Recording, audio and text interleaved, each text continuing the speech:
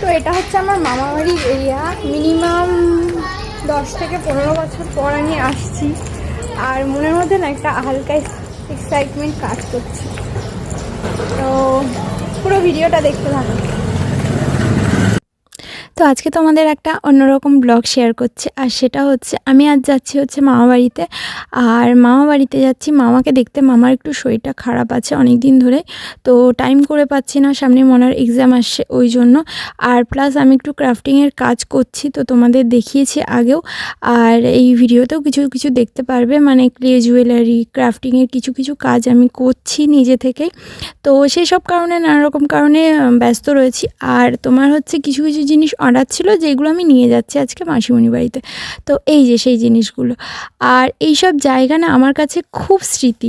মানে স্মৃতি বলতে কী বলতো, ছোটোবেলা থেকে বড় হয়েছি আমি মামাবাড়িতেই। আর মামাবাড়ির ওই রাস্তাঘাট আমার কাছে খুব মানে খুব ভালোবাসার একটা জায়গা। তবে হ্যাঁ, আমি এখন খুব একটা যেতে পারি না, খুব কম যাওয়া হয়, নানা রকম কারণে যাওয়া হয় না।